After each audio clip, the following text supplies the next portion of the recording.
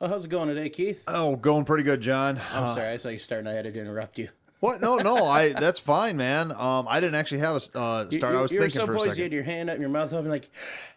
And then No, just I went- was. Yeah, no, I didn't have a good starter. All I was gonna kind of talk about an idea for this episode. I just kind of diagrammed out here, but this is episode 90. Yes, Wow, 90 Yep. episodes. We're getting up on our anniversary soon too. we are. aren't we? That'll be next episode. Will be our 2-year anniversary already. Wow. Yeah. We'll have to figure out something special for that. I like it. I don't know what we'll do, but I don't yet either. We should have thought that through more. that's a week away. Yeah. All right. We'll see what happens.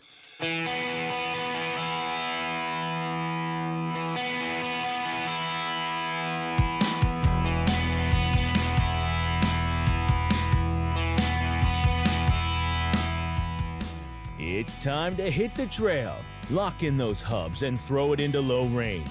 Because you are listening to Wheelin' with Keith and Johnny Orange.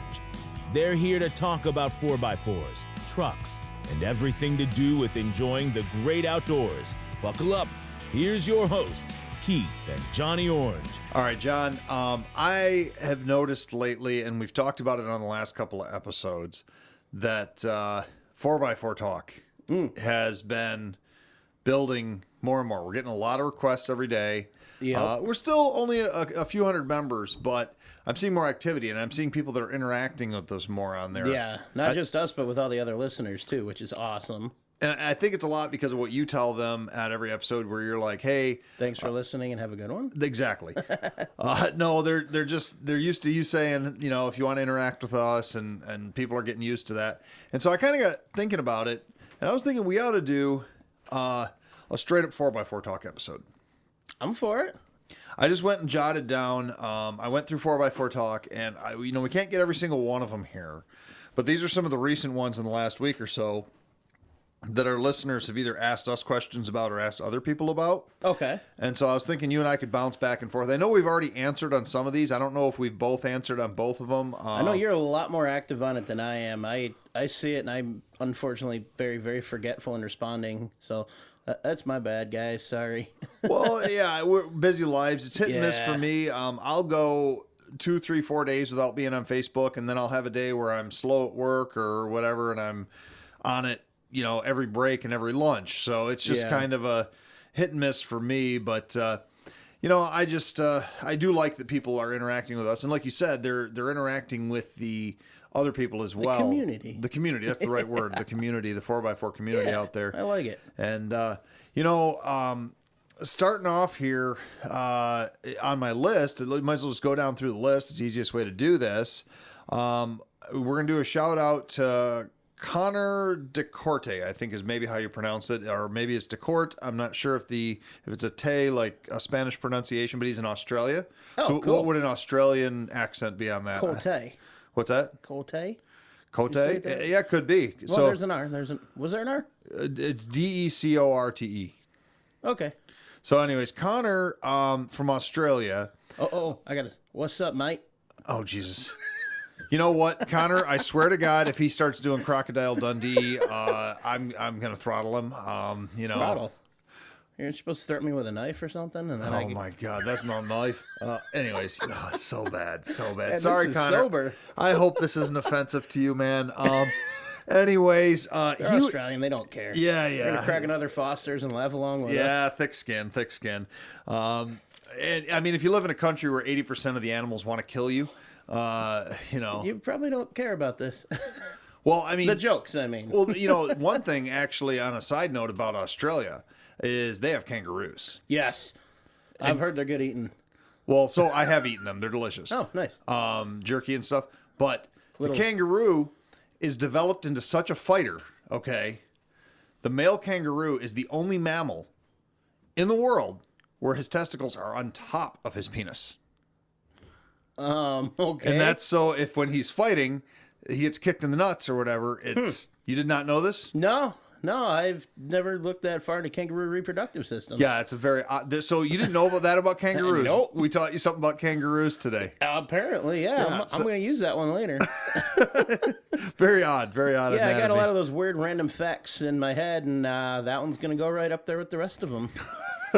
Good bar talk. I don't remember where I even learned that. I've known that for years. Nice. And I was just like, and maybe I'm wrong on it, but I mean, that's what I was told. I looked it up and I thought it was right. But We'll have to get in more some of those weird facts in the after show, maybe, because I got a really funny one about a duck. okay, all right.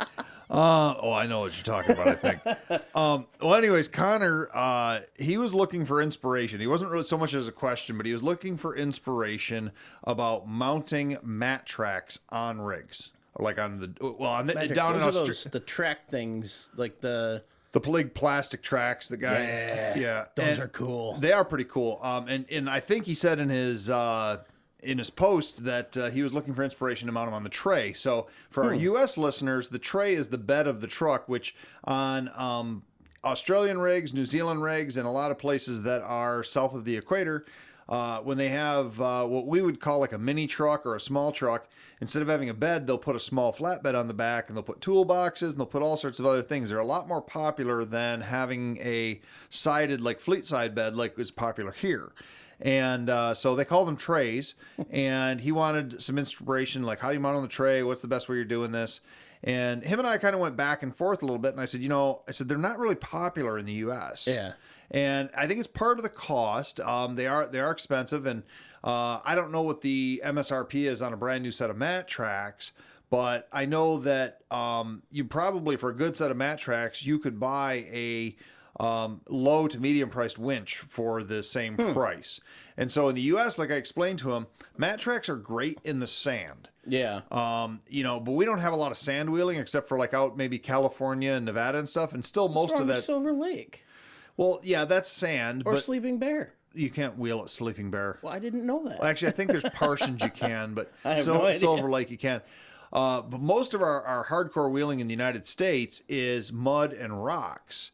And so mat tracks are not good in the mud because they get slippery and stuff. And rocks, unless you're using it to literally stack up on a rock so you can get up over an obstacle, they're not as popular.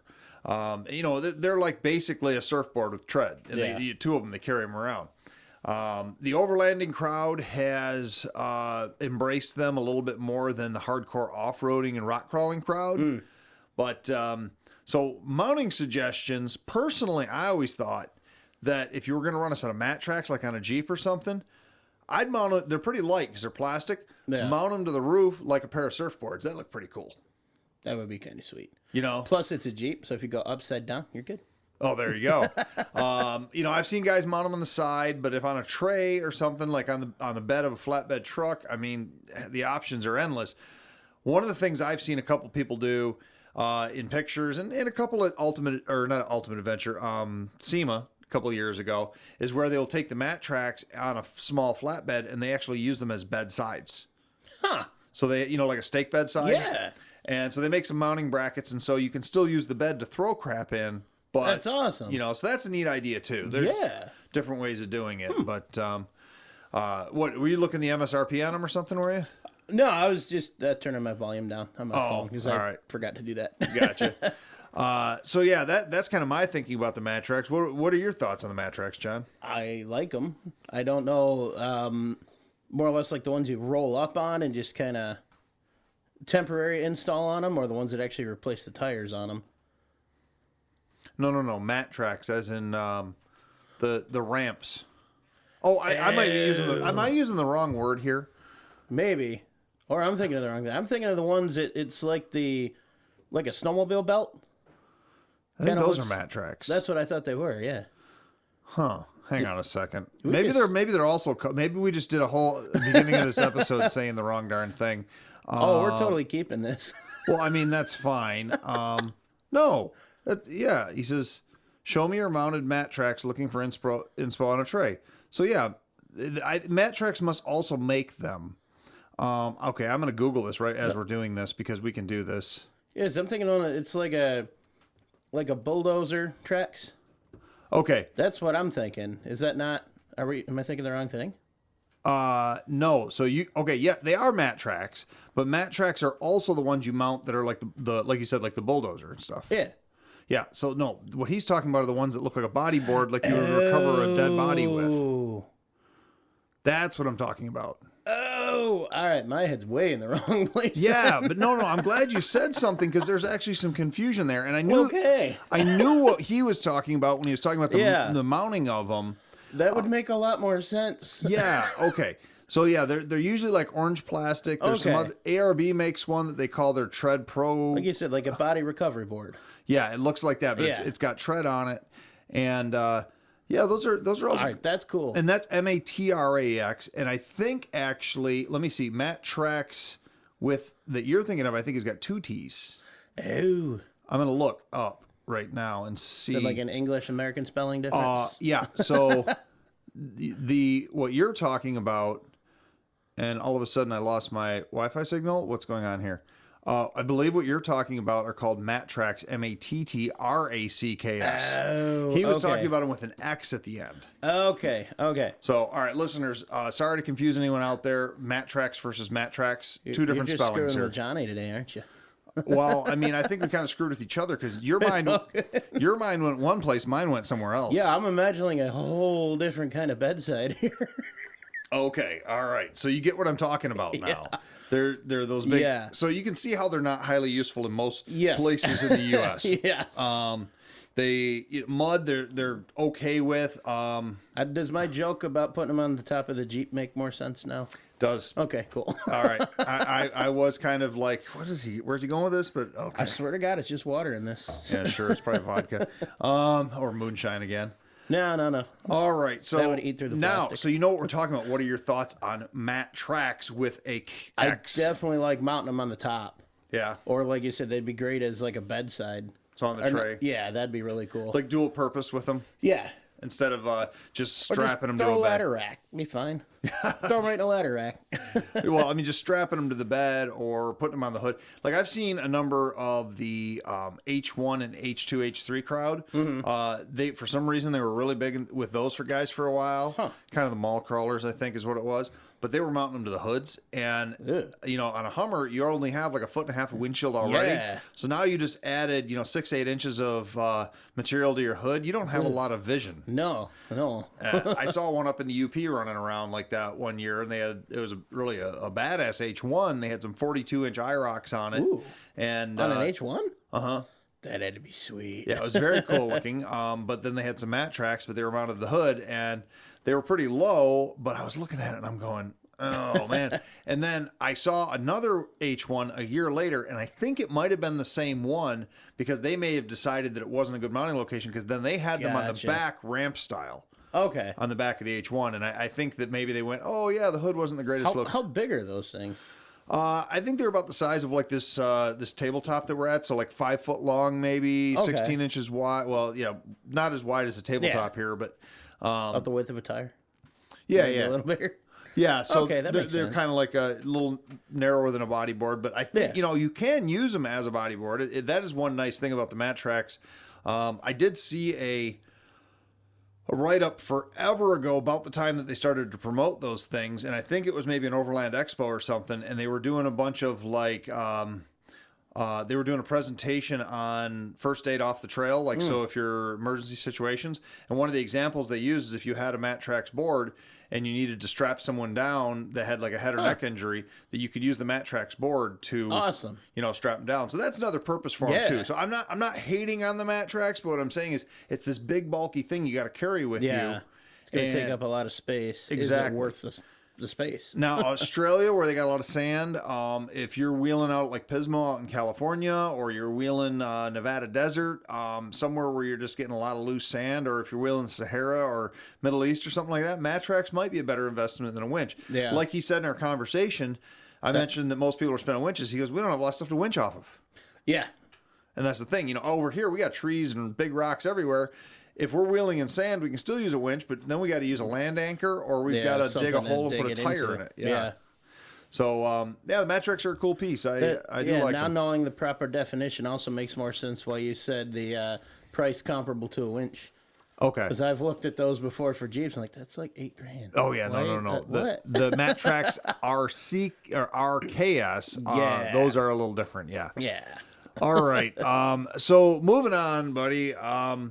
Mr. Billy Lemire. I hope I have the pronunciation there correctly. Lemire. I don't know. I didn't read the name. He Lemire. Is the one that brought up the question about the alternator, bigger alternator for the TJ. Did you see that one? I remember reading it. Yeah. Okay, so he was asking about a bigger alternator because he's getting a lot of drainage while winching. Yeah. And so we got into a conversation on there. I got involved in that. I think our buddy Bernie Stanaway down in Arizona. I remember seeing a comment from him on Yeah, that. a couple other I people. said, I'm terrible at responding to this stuff. I'm sorry. I think CJ from Vintrust Garage maybe even chimed in on this one. Like these are all big time 4x4 people in our community here. And they, basically what we were telling them is a bigger alternator is not a bad idea, but your winch and all of your accessories actually run off your battery. And the only job of the alternator is to recharge the battery. Yeah, charge and maintain. So the big high amperage alternators are great if you're draining loads all the time. Sure, it's not a bad idea, but a deep cycle or really healthy battery or even dual batteries and proper gauge size wire. So, there's guys I've seen guys run winches and they go and they cut up an old set of jumper cables to run for their winches. And, maybe they're the cheap ones, cheap Chinese ones or whatever. And whatever the aught gauge is very small on them. Yeah. You need that big, that 4-aught or that 2-aught, even 1-aught welding cable, basically. That's one thing I remember looking up when I was doing a little bit of research for wiring on Project XJ. For the battery cables, I'm running all 2 gauge on that one. There you go. And one thing a lot of the write-ups said is go with a heavier gauge ground cable because that's where your most draw is across that. Yeah, So you can't go too small. I'm going pretty too big overkill on this. Yeah, you can't go too big on those. Yeah. And then, like I said, with the battery, because, that's something, and a good rule of thumb is you should be able to, with a winch on your vehicle, you should be able to, with the engine off, run your winch at full power for 3 to 5 minutes. And if you can't do that, then it's a battery issue because obviously, and when I see the engine off, and people go, well, why the engine off? It's because, think about it this way. Let's say you just hydrolocked your engine in a water hole, big water hole, and you've got to get your rig out of the water hole. I never would have thought of it this way, but it makes perfect sense. You need to be able to pull it out without running the engine so the alternator's not operating. So you want 3 to 5 minutes. If your battery and your electrical system can't support that, then you want to look at upgrading that, and the alternator's gonna have nothing to do with it because you're running battery power only at that point. So a good deep cycle marine battery. For years, I ran the Optima yellow tops and blue tops, and they were great, but the quality in recent years has been questionable. I've heard that about them, which is disappointing because I always wanted an Optima battery. Yeah, and I just started seeing the quality of them or hearing, reports of quality. I mean, even at the auto parts store I worked at, we warrantied a couple of them. Yeah. It's like, you just spent that much and you had to what? That was my old Silverado 454 truck that I had. Actually had the optional dual battery setup, even though it wasn't a diesel. It was a gasser, and I had 2 red top Optimas in it. Nice. And I had put 2 brand new red top Optimas in it, and 2 years later, they both failed load tests. Oh. Yeah, I mean, it was really sad. But yeah, Brat Pack FJ60 out there, that's only got like I want to say it's a 50 or 60 amp alternator, if that, on it. And I run a Warn 8274 on it. Most recently, I was running a Interstate Deep Cycle Marine battery in there.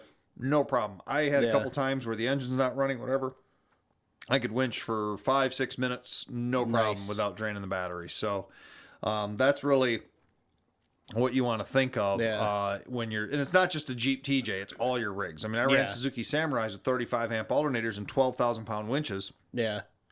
No problem. I'm trying to remember the original one on the Pegasus there. The Mercedes alternator was like 60 amps. It was something pretty small. Yeah. And, it's winter. I got the heater cranked. I got the radio, headlights on. Now, if I turn rear wipers or like the rear defrost on or something, Ooh, I could watch that voltmeter slowly drop down. Well, you see, and that's where I was going to say with the alternators, the winch does make a difference, but that's an intermittent use thing. yeah. If you've got a lot of things on your rig that are being used constantly that are electrical, that's really when you need to look at an upgraded alternator. Yeah. If you're running a trail cooler fridge that is always running, You need a little more power. exactly. Or if you're running big light bars all around the place, Yeah. the new LED lights don't have as much of a drain as the old, halogen, like Yeah, the xenon. KC lights and stuff. But that all that stuff, all It these, adds up. and if you're running a like say a CB radio or a ham radio and all this stuff on there, and you're putting all this extra load on the system, really dual batteries will outweigh a single battery all day long. Oh, yeah. And dual batteries will outweigh a larger alternator all day long. Because, if you've got one of those, I forgot the name of the company. We used to buy them for my dad's work trucks because they had electric spray pumps on them. And they were like a 200 amp alternator. And they were great. I think they're Big Greens or Mean Greens. Oh, yeah. Mean green. Mean Greens. Yep. We used to run the Mean Green alternators, and they were great. I've And looked into their starters. but the thing was, it was like, if the engine's not running, you still need to be able to. Yeah. So the battery's more important than the alternator. That's one thing. I did upgrade to a 100 amp alternator, the Saab alternator for these Ohm 617s. Fantastic upgrade. But I still would love to do a dual battery setup eventually, especially because it is a diesel. It's old and tired, and in Yeah. the winter, she gets a little angry. Yeah, you're running a single battery right now? Yeah. Yeah, dual batteries in that thing would definitely be a good idea. Yeah, I just got to find a place to mount it. If I go to the gel cells, You can there's mount a- them anywhere. yeah, and there's a company that makes a kit, goes in place of the existing, and you can stack two of them. Yeah, and they've got those smaller batteries too that are the gel batteries now. They're even Yeah, more powerful. that's what it is. It switches it to, oh crap, I can't remember, like 278 series or something. I'm running a 34 now. Yeah. They're smaller than that, but you know what I'm talking about. Oh, no, I definitely do. Yeah. That's something I kind of wonder. As a side note, with all these new electric trucks coming out, like the Tesla, and we've got Bollinger Motors, and you've got You got the Hummer, you got the all these. Wrangler 4xe. Are they going to still? I mean, they're going to have 12 volt accessories, I assume. Are they still going to have a 12 volt port for enthusiasts that want to put a 12 volt winch on them? I don't know. Because if the battery, know. a lot of those electric cars, because I've looked into them, are Yeah. anywhere from 36 Huh. to like 300 volts. I would So- imagine there's going to be a step down somewhere. You would I know, think. like first responders, I have to change all their what is it, entry techniques to get someone out of one of those things Yeah. because of all the main conduit lines. They've got to use all kinds of special tools and stuff. What I would really hope for is that they have it so you can run at 12 or 24 volt, because some of those 24 volt, like military spec winches and stuff, have more torque than a 12 volt winch Yeah. does. So that'd be really nice. I just hope they give me a 220 outlet in the back of the Cybertruck so I can, portable welding. There you go. I mean, that'd be perfect. Or, well, with all the battery, what do you need the welder for? I mean, maybe they just can have a welding port on there where you just put your leads in and weld. That would be even cooler. That's what I'm saying. But I'd still need a high frequency for aluminum welding. Oh, I don't know. okay. The whole thing's stainless though, so I guess I wouldn't really need AC. Well, like Doc Brown said that the stainless steel construction was perfect for the time travel, whatever. That's why he built the DeLorean and Back to the Future. God, I remember vaguely watching the conversation in the movie, but I don't remember the content. Do you want to know the most? You've at least seen those movies, right? Oh, many, many times. Exactly. I didn't think there was any Americans that hadn't seen them, and I just found out that my in-laws have not seen the Back to the Future movies. I don't know what rock they've been living under, but You're a terrible son-in-law. You need to fix that. tell you You what. need to fix that. that's why I said we need to have a movie night one night. I'm for it. I'm for it. All right, man.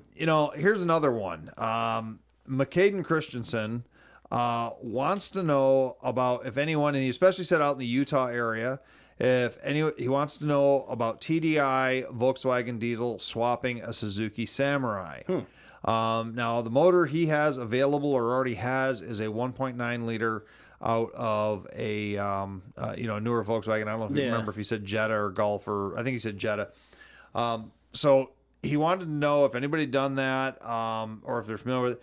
there's been a lot of TDI swaps on the Samurais. I've heard of them. I've not looked into it because it's just not my forte, but I've heard of a lot of people doing them. So I don't know if they're still around, but there was a company called Axis Power that used to make swap kits to put the 1.6 and naturally aspirated 1.9s. I'm sorry, the 1.3 and the 1.6 diesels into the Samurais. Nice. When they get up to the 1.9s and the 2 liters, and I forgot what the newer ones are liter wise, there are companies that are still playing with those swaps. I don't know if they're doing them for the Samurais, but I know they're doing them for some of the Jeeps and some other things. You know, I personally like the idea, as I think you do, of mechanical injection. Yeah, without a doubt. So I would be more apt to swap an older Volkswagen diesel engine. Agreed. You know, the size is perfect for a Samurai. They're about the same size as a Samurai engine. Yeah, the Samurai's about the size of me. So Yeah, there you go. But really, the cream of the crop is the 1.6 turbo, naturally aspirated, or not naturally aspirated, but mechanical injected engine. You know, that's the one that is the greatest for putting into a Samurai, in my opinion, because, you know, you're talking simple couple wire hookup, you're talking, you know, a couple fuel lines, and boom, you're good to go on an adapter plate. When you start getting into something that's got a computer on it, you can get a little more power from it, but then you got to deal with sensors and electronics and a whole nightmare of wiring on top of that. I'm out. I do know that one of the companies, and I don't remember which one it was, that was offering the 1.9 TDI swap for the TJ Jeeps. I know that the kit alone was like $6 or $7 and that included like a computer reflash and all the wiring harnesses. Good Lord. And I was like, why? It doesn't seem to me. It just doesn't seem to have that value there. No. I still think it's pretty cool. If you can figure out a way It's cool. if you can junk yard swap it, McCaden, you know, definitely do it. We want to see pictures of it. Yes. We saw pictures of the Samurai that you put up on 4x4 Talk. I don't know if that's the one or if you used it as like, this is my pick for attention or whatever. But it was a total badass looking Samurai. John, that's for the after show. Sorry, just adjusting my belt. And so, anyways, you know, I think that you need to do it. I definitely love diesel Samurais. I have only seen one in person. I think it might have been one of the Snowfaris. Nice. That guy was running around with a 1.3 or a 1.6. It was really cool seeing a Samurai go by with that diesel rattle. And that guy, as well as others that I'm familiar with, they're claiming 35 to 50 miles a gallon. Ooh, wow. Out of these things, which even the Samurais themselves were like 23 to 25, so they were pretty good to start Not with. bad. But getting a little better out of a diesel, Yeah. I mean, for a brick, I mean, they're just like a Wrangler. I was hoping for more mileage on mine on that swap, but But it has the aerodynamics of a cow, though. So no, a cow's better. yeah, I know that's true. We talked about that before. Yeah. But, a work boot is more aerodynamic. You know, the biggest thing with the Samurai, you know, I would, and you've already got an existing one, it looks like. And so work with what you've got. But one mistake I have learned in recent years with the Samurais and building one is they hide rust like a, you know, I don't know a good example here, but they are a vehicle that will look good on the outside, but they hide a lot of rust behind the fender flares. They'll hide rust in the rear cargo area behind the factory carpet if it's got carpet. The frames tend to be pretty solid on them all the time. They got a fully boxed frame. Oh, that's nice. And they got that divorce transfer case. They're really a cool little setup. Yeah. But and you can do the tracker gear swaps to get your 512 gears in them. There's all sorts of cheap ways to build a Samurai. And I think we should do a Samurai episode eventually where we talk about all the little like tricks that I learned over the years. 'Cause I've built like 4 of them. So Nice. I've helped you tear one apart. well, there you go. Yeah. And so I think that's what that was. I definitely want to see you build this thing, but my word of caution is if you're going to put, let's say you are going to spend $5, $6, $7 on your electronics and your computer reflash and all that, start with a cleaner Samurai or budget in maybe an Aqualoo replacement tub, because Aqualoo does make Samurai bodies, but they're only like a couple grand. You know, something like that. Because I just would really hate to see somebody put all that time and effort. And then it fall apart. Well, yeah, exactly. So, you know, that would be my biggest thing. But beyond that, go for it, man. Yeah, that'd be awesome one. build. And if anybody out there, if you're familiar with Volkswagen swapping a Samurai, we'd love for you to jump over to 4x4 Talk on Facebook. If you're not part of the group, join it. And I'm sure he'd appreciate some input too on that. Yeah, and find that the post is less than a week old, and so it's going to be up there at the top somewhere. Get in there and put some comments on it, because he needs more information. We don't know enough about the 1.9 TDI motor. I can tell you this, though, a little bit. The 1.9 TDI motor is a very good engine. My son-in-law has a 1.9 TDI Jetta, and it's still a great running and driving vehicle. But one of the things that he learned is they have a balance shaft in them, similar to the old 4.3 Chevy V6, that can come apart, and it can get wiped out, and it can cause internal engine failure. Oof. So a lot of guys that are doing something with a 1.9, even in the Jettas and stuff, do a balance shaft delete. They actually they have the motor pulled apart, they pull the balance shaft out of it, and they put it back together. They run a little bit rougher. Without the balance shaft, they have a little diesel that runs rough. I know, they have a little more vibration, a little louder. They sound more like a diesel. Nice. But supposedly it's kind of the way you bulletproof a 1.9 TDI. Nice. So if you're going to have the motor out already and you're planning on putting it in, then do the balance shaft delete. Makes sense. Do it then. And because the 1.9 TDI, I think the timing belt interval change on that's about 60 or 80,000 miles.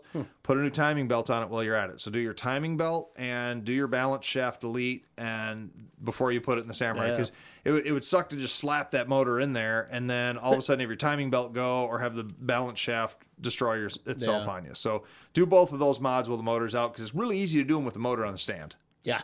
So, Yeah. But when it's all wedged in there, it's a little more difficult to do those things. For sure.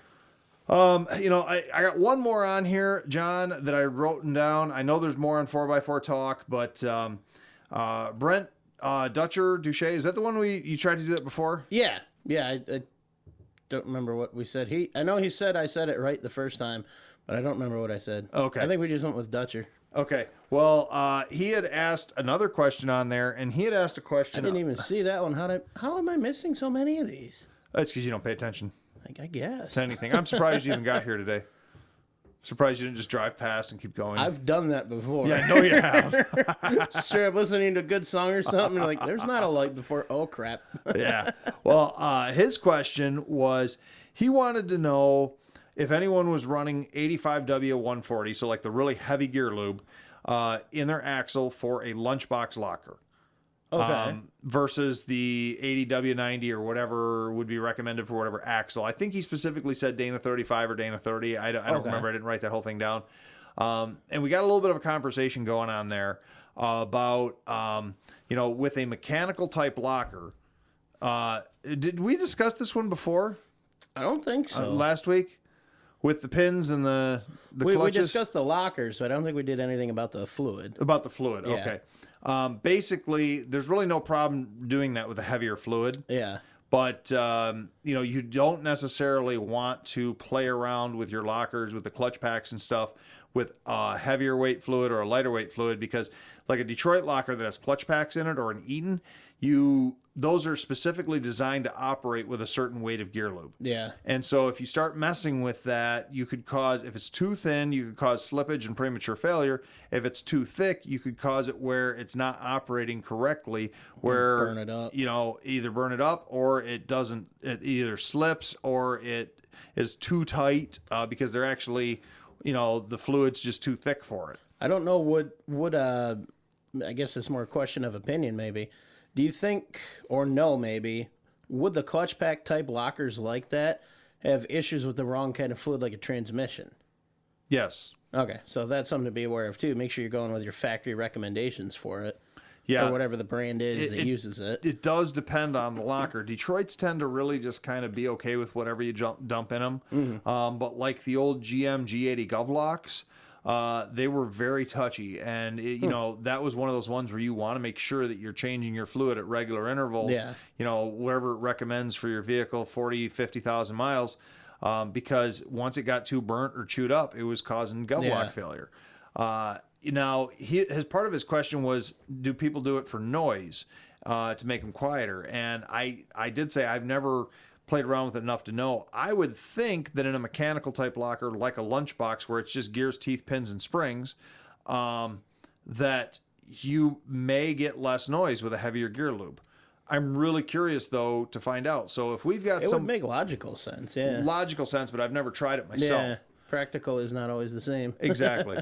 So if we got somebody out there that has played with that to see, I always ran ADW90 in the front of my old XJ with the Lockrite in it. Yeah. And I'm pretty sure that's what I'm running in the Brat Pack 60 right now, which has a Spartan and a Lockrite. Yeah. So I think that, or I think I had a Spartan in the front. Anyways, they're all basically the same. Yeah.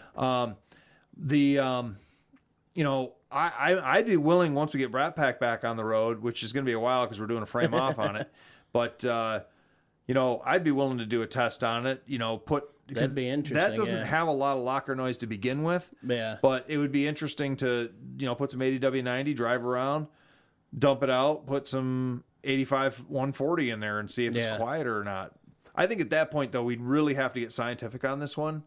And we'd have to have another wheeling piece of equipment. We'd have to have a decibel meter.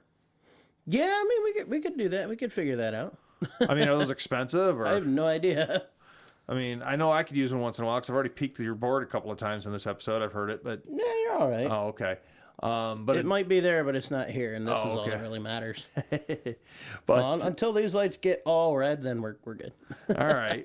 Well, so that's another one, folks. If you are, you know, if you've experimented back and forth with, if you've got a mechanical locker, or even if you're running a Detroit or an Eaton or whatever locker you're running, and you have experimented with different gear lube weights to see if you can get, you know, noise differences, then pipe up and let us know. I wonder if it makes a difference with a Lincoln locker. No. I can tell you, though, I do remember there was a time with the old school, or no, not the old school, the Detroit soft lockers, which I think they still make. They were essentially a tight limited slip. But they had the Detroit soft lockers, they were called. That was like the brand or whatever. And guys were saying that if you ran the heavier weight lube in them than was recommended, they would lock up tighter. They were really tight limited slip is what they were. Yeah. And they were more popular for like drag racing applications than they were off-road. But I do know a guy that got a smoking deal on a pair of them, Dana 44 and a 9-inch one. Nice. And he ended up putting it in his old Bronco and wheeling with it. And he ran, pretty sure he ran that 85 W140 or whatever it was. Nice. And he said it really gripped really well. So, but I don't know longevity. His truck was a trailer only rig, go out, wheel, go back on the trailer. It was not a daily driver. Long term's not really in the picture. Exactly. We want to know, you know, we really do want to know this. It's a really interesting thing for us to study and find out. Which I think we need to do more of that in the future too. I think we need to start maybe eventually a YouTube web series or something where we start testing some of this stuff. I like that, yeah. And, you know, different I'd be curious to know, too. Yeah, I mean, some of it would be fun, some of it maybe not. Purely non-scientific methods. We're going to just go break stuff and have fun, but is that not the motto of our after show? Well, yeah, absolutely. I mean, yeah, go out to the garage and break something. Yeah. I think that, which, by the way, that's how we end all our after shows usually, as long as we're sober enough to remember it. But and even then, not always. Allegedly.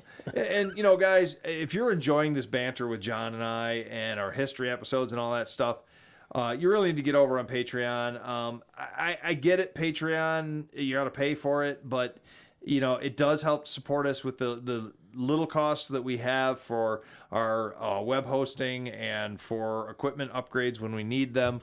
It really does help out. So if you get out there on Patreon and, you know, look for, John can tell you more about it in a minute, where to find it and all that. But what are you doing with that bottle of water? I noticed a weird reflection on the label. So I'm drinking a bottle of Smart Water, and you probably won't be able to see it terribly well from your angle there, but there's like a weird shape in the center of the blue label. Mm-hmm. So look on the back, and there's a fish on the back side of the label and some text. I was very confused. What's the text say? You can't read it? That's kind of an ironic Fits into name. cup holders like the palm of your fin. Nice. That's funny. So basically, I do. so the Smart Water thing, That's kind of like oxymoronic, isn't it? Because it's like, you just paid $5 for water or whatever, I got a couple of them. and so it's not that smart of Not water. terribly, no. It's No. just, it tastes really good. Oh my god, water's not supposed to have a taste. Well, you're tasting the mineral and the content. Oh sure, man. They've dragged you in hook, line, and sinker, man. I grew up on well water, so. All right. John, I really am enjoying 4x4 Talk. I'm enjoying, talking to people out there. In this last week, have you had any 4x4 adventures? Have you had anything that you've been working on, any projects? God, I've not really even had time this last week, No? honestly. No, we've been in a scramble with everything with the boat. She's back home now, finally. Good. So a couple more weeks, we'll be starting the season up there. Gonna do Nice. our annual inspection still, so it'll be nice to be back out on working on that. For sure. So, I mean, other than that, not been terribly doing much of anything. Did you see the video of me using the Excursion the other day? Yes, I did. That was cool. That was So really cool. I got to test the newly repaired 4-low on it, Nice. and even though I could have done it in 2-wheel drive, and I did the next day with a couple other sections, we had a Gander Mountain we were demoing out there, folks, and because my day job is industrial demolition, and the top of the storefront, 100-something feet of basically steel studs and this product called EFIS and all this stuff that was all put together. That's just a pain in the butt to have to try to cut apart, sawzall, get out. I did not have a machine, an excavator on site. So I ended up throwing a 100-foot strap around up to the roof around a couple of studs up there and put it in 4-low and backed up the Excursion and ripped the entire facade of a Gander Mountain yeah, off. that was awesome. So the old Excursion still, even with her weird slipping sometimes reverse and all that, had the guts to That is awesome. pull that thing down. So that's always fun to use your truck at work every once in a while like that. I remember once when I worked at the auto parts store, so we had to move the dumpster out of the little caged-in area to get something from behind it. It was like an old engine crate hoist that we had. Well, when we went to put it back, from when it was all put together until then, the cement sank in one area. Okay. So the pallet jack we used on the empty dumpster got stuck. We Oh. couldn't move it. So they're like, hey, you got like a spare tire or something for the Jeep? I'm like, no, but I've got a wool mat. Why? He says, drive around back. We got to push the dumpster back. I'm like, okay. There you go. So yeah, I got to push a dumpster with my Jeep, which is pretty cool. We do that quite often at work, pull and push them with... Nice. It's, hey, you do what you got to do, right? Yep. The Jeep was able to push it? Oh yeah. That was actually before the diesel swap. Nice. Yeah, maybe that's why I broke it. Oh, okay. Well, there you go. I'm going to put that challenge out for 4x4 Talk on Facebook. If you have used your rig for a work purpose, for a non-off-roading thing, so if you've used Pushing, it pulling, or dragging. pushing, pulling, dragging, first response, anything like that, chasing tornadoes, yeah. if you got video or pictures of your rig being used as a working vehicle, we would love to see some pictures of it. Can we count the truck from the guys at work that they made remote control and then blew it up with a rocket? Yes. Okay. Put some videos up. If I can get permission, I'll do that. Okay. All right. They're Well, on Facebook, so it'd probably be fine, but I want to Okay. make sure first. yeah. Well, so if people do that, get if you've blown up your vehicle for work or blown up somebody else's vehiel with your vehicle Yeah, for there, work. there we go. I like that one better. So like if you're listening and you're over in the Middle East and you got a Toyota with a 50 cal in the back and wait a minute, maybe we don't want you posting those videos. No, I want to see you blow a truck up. All right, so whatever the case may be, we want to see you using your vehicles for work and what you've done with your 4x4 to use it as your daily workhorse too. Yeah, for sure. But Always cool to see what people do with these things. absolutely. And if you have a set of those mat tracks installed in place of your wheels, I want to see that. Okay, so yeah, the mat tracks with a CKS, we want to see the mat tracks Yes. on there as well. Or if you are, using Matt Tracks with a X and you have them mounted on your rig, please go on Connor's post and put some pictures up, or show us some awesome pictures of the Matt Tracks in action and how you're using them. Yeah. And, same thing, like we said, McCaden's question about the Samurai. Make sure put some pictures of the Samurai with the diesels in there, or some comments about that. Lots of great things. And without you guys supporting the show, being a listener on here to the podcast, to the Wheelin' Show, and then going on places like 4x4 Talk and commenting, we wouldn't have a fan base. We wouldn't have a show. So we really appreciate you guys being out there and interacting with us. It is not a pain in the butt. I know a lot of people don't like necessarily having to deal with the public. By no means are John and I that famous. We're famous in our heads, but we speak for yourself, man. Come on. So we want to see, we want to talk to you. We want to interact with you. So, for sure. Send stuff out there, and myself or John or both of us will probably respond to you. Or, I know Mr. Bernie and Vinchester Garage and a lot of other guys, they're active on 4x4 Talk as well, and they're most likely going to respond as well. So get on there and talk about them. Let's see some of your rigs. Let's see some pictures of the stickers on them. So I went down to our buddy Jason's house last weekend. I don't know, a while ago for his brother's bachelor party. I don't remember if we discussed this last time or not. And in his garage, on one of the cupboards, he's got one of our stickers. Very I took a nice. picture. Oh, I saw that. Cool. I've been there in person. Yeah, that was very cool. Yeah, that was cool to see that. Yeah, slap a wheel and sticker on something. I don't know if you're side of a throw it on the back of the boss's truck and don't tell him. Boss's truck. If you're in the military, on the side of a battleship or something. That would be awesome. I would love if one of you guys listening over in the Middle East somewhere, let us know. We'll send you guys some stickers. Just plaster them everywhere. There you go. That would be awesome. All right, buddy. Well, if people want to find us, we've talked a lot about 4x4 Talk in this episode. Yeah, the gist of it, go to facebook.com. Just look 4x4 Talk. A couple quick questions gets you on the page. And you can start interacting with us and everybody else. See all these pictures we're talking about. Weigh in on these conversations that we're discussing here today. And go from there. Enjoy yourself and have a good time.